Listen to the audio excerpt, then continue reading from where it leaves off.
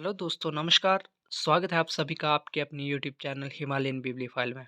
दोस्तों, आज की इस वीडियो के अंदर हम टीचिंग ऑफ मैथमेटिक्स जो हमारा थर्ड सेमेस्टर का एक सब्जेक्ट है, उसके अंदर जो हमारी यूनिट सेकंड है, जिसका नाम है planning for teaching and evaluation in mathematics. वहाँ से जो हमारा 16 नंबर का एक क्वेश्चन बनता है, उस क्वेश्चन के हमने बहुत ही इम्पोर्टेंट पॉइंट्स जो हैं हमने इस वीडियो के अंदर कवर अप किए हैं। और बहुत ही इंटरेस्टिंग वे से आज का ये हमारा वीडियो रहने वाला है और 16 नंबर यहाँ से आपके पक्के होने वाले हैं दोस्तों। तो शुरुआत करते हैं आज की इस वीडियो के साथ। सबसे पहले हम अगर यूनिट प्लानिंग की बात करें तो ये यूनिट प्लानिंग की अगर बात करें हम तो ये planning of the instructional work of the session by dividing into the meaningful unit जो है इसका यूनिट जो हमारा प्लानिंग होती है इसकी डेफिनेशंस ये रहती है। इसके बाद अगर बात करें हम लेवल ऑफ द प्लानिंग क्या है होते हैं हमारे, तो ये एनुअली होते हैं या फिर मंथली होते हैं, वीकली होते हैं या डेली बेसिस पर जो है हमारे ये लेवल्स जो है रहते हैं। अगर हम इसके बाद अगर पॉइंट करें प्रिंसिपल कौन-कौन से हमारे मेन प्रिंसिपल्स यहाँ पर वर्क करते हैं, तो एक सिस्टमैटिक होना चाहिए, कम्प्रिहेंसिवनेस होनी चाहिए इसमें, ठीक है? क्लैरिटी जो है हम हमारी इसमें होनी चाहिए और टाइम जो है कहीं न कहीं इकोनॉमी इन टाइम जो है वो रहता है इसके अंदर। टाइम की बहुत बड़ी इम्पोर्टेंस रहती है। तो ये थे हमारे कुछ प्रिंसिपल। अब नेक्स्ट बात करें अगर हम इसके अंदर फॉर्मेशन ऑफ यूनिट टेस्ट के अंदर कौन-कौन से पॉइंट जो हैं इम्पोर्टेंट रहते हैं। तो सबसे पहले जो है ये मेंशन होना चाहिए हमारे सिलेबस के अंदर, ठीक है? कंबाइंड डिफरेंट टॉपिक जो है हमारे कंबाइंड होने चाहिए, ठीक है? और हमारे यूनिट फॉर्मेशन के लिए जो हम डे प्लस हॉर्स का भी इम्पोर्टेंट रोल रहता है, ठीक है? इसके बाद अगर बात करें हम next, objective resources are available, ठीक है? Objective resources are available, age, interest, need plus abilities, continuity, correlations and coordination plus integration. ये कुछ पॉइंट्स हैं हमारे इसी से रिलेटेड हैं जो आप लोगों ने यहाँ से देख लेने हैं दोस्तों। After formation of unit unit test, ठीक है? जब आप यूनिट टेस्ट फॉर्म कर लेते हैं तो एक्सपेक्टेड बिहेवियर चेंज जो है हमारा एक इसके अंदर रहता है। टीएलएमएस जो है हमारा इंटरेक्शन वैल्यूएशन, ये कुछ पॉइंट है हमारे जो यहाँ से इम्पोर्टेंट रहते हैं। नेक्स्ट अगर बात करें हम एग्जांपल की, तो subjects, syllabus, name of the unit, name of सब यूनिट, टीचिंग, लर्निंग, जो हमारे मेथड्स और एड्स ऑब्जेक्टिव्स ऑफ यूनिट रहते हैं, मटेरियल इवैल्यूएशन, ये हमारे एग्जांपल हैं यूनिट के, यूनिट प्लान के, ठीक है? इसके बाद अगर हम बात करें हम कुछ इम्पोर्टेंस इम्पोर्टेंस क्या रहती है हमारी, तो इम्पोर्टेंस जो इम्पोर्टेंट पॉइंट्स रहते हैं हमारे इसके अंदर सिस्टमेटिकली और सिक्वेंशली अरेंजमेंट होना चाहिए, ठीक है? Organize time and resources, second point use of wide range of resources, ये हमारा थर्ड पॉइंट है, ठीक है? यूनिट वाइज इवैल्यूएशन जो है इसके अंदर होनी चाहिए। रेमेडियल टीचिंग, टेम्परेरी हेल्प जो हम देते हैं किसी स्टूडेंट को अगर कहीं पे उसको प्रॉब्लम आ रही है लर्निंग में, तो ठीक है? ये हमारे कुछ पॉइंट है। नेक्स्ट अगर बात करें हम लेसन प्लानिंग की, तो लेसन प्लानिंग जो है वो हमारा एक lesson plan of action, preparing of a plan for the lesson of teacher has teach in class. जो हम क्लास के अंदर अपना लेक्चर डिलीवर करते हैं उसके लिए हमारी क्या प्लानिंग रहती है, लेसन प्लान जो है हमारा इससे रिलेटेड होता है, ठीक है? हमने कब क्या और कैसे कहाँ पर क्लास के अंदर क्या बोलना है, हमारा जो है हमारा इसके अंदर पूरा प्लान जो है लेसन प्लान के अंदर रहता है। अब इसके अंदर बात करें हम इवैल्यूएशन की, ठीक, इवैल्यूएशन भी हमारा एंड पॉइंट जो होता है किसी भी क्लास के अंदर, हम पहले पढ़ाते हैं बच्चों को, फिर उसके बाद जो है एंड एंड के अंदर जो इवैल्यूएशन करते हैं कि जो हमने पढ़ाया है क्या बच्चे के माइंड में वो अच्छे तरीके से गया है या नहीं, ये इसका मेन पॉइंट रहता है, ठीक है? आउटपुट क्या निकल कर आती है हमारे सामने वहाँ से। अब 3 फ़ेजेज़ रहते हैं हमारे टीचिंग के, कौन-कौन से फ़ेजेज़ रहते हैं, ठीक है? प्री एक्टिव स्टेज रहती है, इंटरएक्टिव स्टेज रहती है और पोस्ट एक्टिव स्टेज रहती है। प्री एक्टिव स्टेज के अंदर हम टीचर जो है क्लास शुरू होने से पहले जो तैयारियां करता है अपनी कि आज मैंने अपने क्लास के अंदर क्या पढ़ाना है। इंटरेक्टिव के अंदर क्लास में जब वो पढ़ाना शुरू कर देता है तो किस तरह से कौन सी टीचिंग एड्स यूज़ करता है। अब पढ़ाने के बाद पोस्ट एक्टिव वो क्या आगे होमवर्क वगैरह देता है बच्चों को या किस तरह से नेक्स्ट उसकी प्लानिंग रहती है, तो वो पोस्ट एक्टिव जो हमारा रहता है, ठीक है।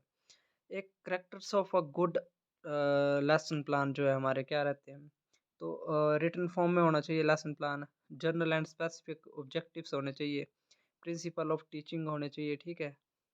उसके बाद स्टैंडर्डाइज फॉर्मेट होना चाहिए उसका, इंटेलेक्चुअल लेवल ऑफ स्टूडेंट जो है इसके अंदर इम्पोर्टेंट पॉइंट है। डिस्क्रिप्शन ऑफ एड जो है एड्स का यूज़ होना चाहिए, एग्जाम्पल होने चाहिए, समरी होनी चाहिए। ये कुछ इंपॉर्टेंट पॉइंट्स हैं, ठीक है, एक अच्छे टेस्ट को कंडक्ट करने के लिए। अब प्रिंसिपल क्या क्या रहते हैं हमारे, तो इसके मेन प्रिंसिपल है हमारे objective use of black board, subject matter child centred होना चाहिए, प्रेजेंटेशन अच्छी होनी चाहिए, वैल्यूएशन एक्सरसाइज होने चाहिए, कोरिलेशन होने चाहिए, असाइनमेंट, टीचिंग टेक्निक्स जो है वो यूज़ होनी चाहिए। यहाँ पर समरीज जो है हमारा लास्ट ऑप्शन जो है समरीज जो है हमारा ये लास्ट पॉइंट है। अब स्टेप्स कौन कौन से रहते हैं, सबसे पहले हमें क्या होना चाहिए, आइडेंटिफाइड डाटा और name of the people teacher and day duration की कब दिया उसने, ये जो है हमारा फर्स्ट स्टेप होना चाहिए, ठीक है। Next selection of subject topic, ये इंस्ट्रक्शनल ऑब्जेक्टिव, एड्स मटेरियल क्या क्या हम एड्स यूज़ कर रहे हैं, प्रीवियस नॉलेज जो हमारा टेस्ट होना चाहिए कि बच्चों को हमने जो पहले पढ़ाया था क्या वो अब अच्छे तरीके से डिलीवर कर रहे हैं या फिर नहीं। तो यहाँ से प्रीवियस नॉलेज भी चेक करना हमारा इम्पोर्टेंट पॉइंट यहाँ पर रहता है। इंट्रोडक्शन जो होती है हमारी, सबसे पहले अनाउंसमेंट ऑफ द एम जो होगा हमारा ये रहता है, ठीक है, सबसे इम्पोर्टेंट। अनाउंसमेंट ऑफ एम जो है हमारा यहाँ पर इम्पोर्टेंट, प्रेजेंटेशन, जर्नलाइजेशन, रिकैप्चुलेशन, ठीक है। उसके बाद हमारी नीड्स और नीड एंड इम्पोर्टेंस क्या है, सिस्टमेटिक प्लानिंग होनी चाहिए, ठीक है, डिवीज़न ऑफ कोर्स होना चाहिए, लाइट हाउस फॉर टीचर्स होना चाहिए, टाइम मैनेजमेंट होना चाहिए, confidence in teachers and various TLMS जो हमारा confidence of in teacher, confidence होना चाहिए टीचर के अंदर, ठीक है। मेंटेन डिसिप्लिन होना चाहिए टू कीप रिकॉर्ड, जो भी हम क्लास के अंदर पढ़ाते हैं जितने भी टेस्ट लेते हैं उनके सारे रिकॉर्ड्स जो हमारे पास अवेलेबल होने चाहिए। साइकोलॉजिकली टीचिंग होनी चाहिए, किसी भी स्टूडेंट को पढ़ाने के लिए हम साइकोलॉजिकली एड्स जो है हम यूज़ करें, ठीक है। To link new knowledge to previous knowledge, जो हमारा नया नॉलेज हम किसी स्टूडेंट को देते हैं वो पिछले नॉलेज के साथ जो है लिंक करना चाहिए, ठीक है। अब essentials of good lesson plan क्या क्या होना चाहिए, ठीक है, तो वेल डिफाइंड ऑब्जेक्टिव्स होने चाहिए, स्ट्रेटजीज एंड टेक्निक्स होने चाहिए, रिकैप्चुलेशंस होने चाहिए, प्रॉपर इवैल्यूएशन क्राइटेरिया होना चाहिए इसके अंदर, ठीक है। तो ये कुछ इंपॉर्टेंट पॉइंट्स थे।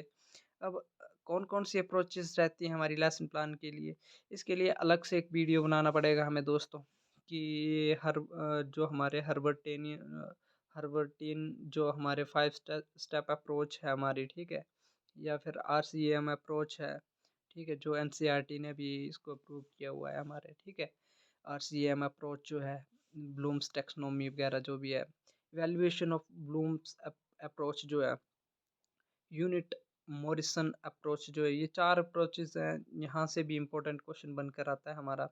ये किसी अलग वीडियो के अंदर जो है हम डिस्कस करेंगे इसको, ठीक है।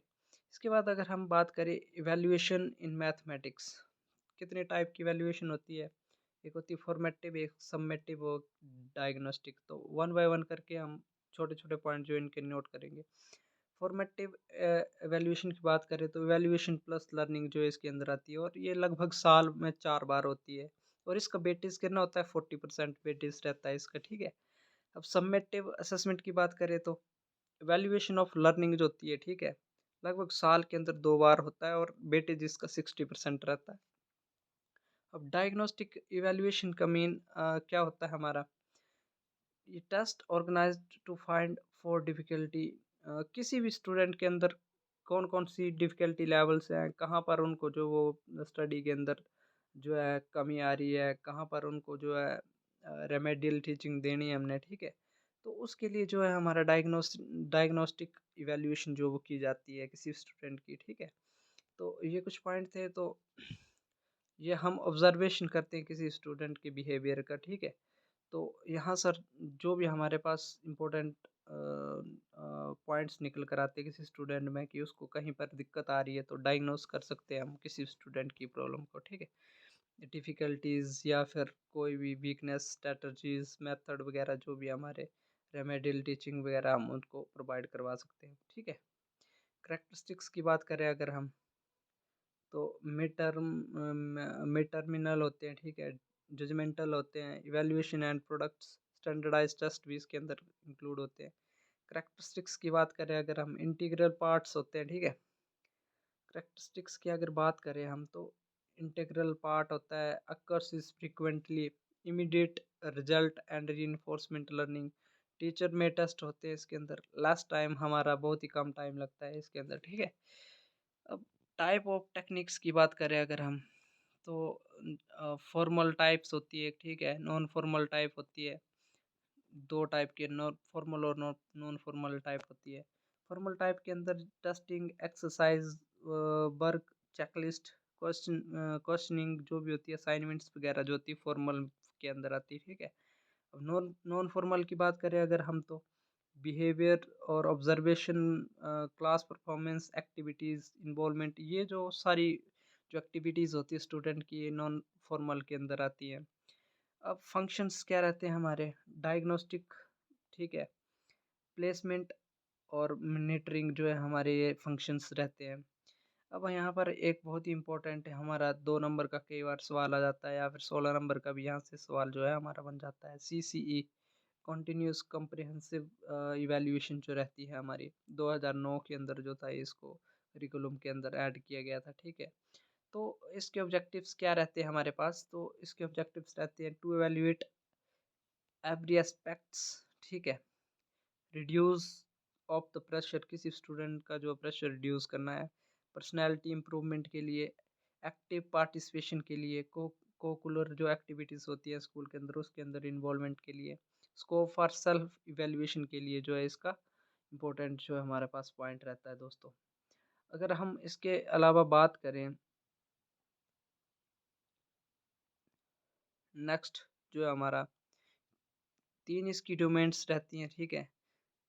एक रहती है हमारी स्कोलास्टिक जो होती है हमारी सब्जेक्ट से रिलेटेड होती है, जैसे सब्जेक्ट रिलेटेड होती है, यूनिट टेस्ट, असाइनमेंट जो भी हमारी रहती हैं, और डायग्नोस टेस्ट जो भी रहते हैं हमारे सारे स्कोलास्टिक उसमें आती हैं, ठीक है?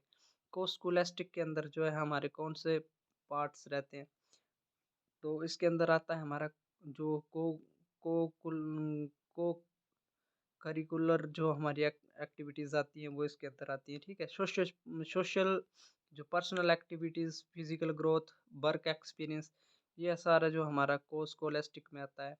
नॉन स्कोलास्टिक के अंदर जो हमारी वैल्यूज़, बिहेवियर, एटीट्यूड, परफॉर्मेंस, इस तरह की जो चीज़ें रहती हैं हमारी नॉन स्कोलास्टिक के अंदर रहती हैं। तो दोस्तों ये था हमारा आज का बहुत ही इम्पोर्टेंट सेशन, उम्मीद करता हूँ आप सभी को पसंद आया होगा। और ये जो पॉइंट्स इस वीडियो के अंदर नोट करवाए गए हैं या फिर बनाई गई है ये जो वीडियो है, यहाँ से आपको 16 नंबर का जो एक सवाल है यहाँ से बन सकता है और बनेगा ही, यहाँ से क्वेश्चन आएगा ही आएगा। और इसी तरह की वीडियो देखने के लिए चैनल को मेरे सब्सक्राइब कीजिए। धन्यवाद आप सभी का।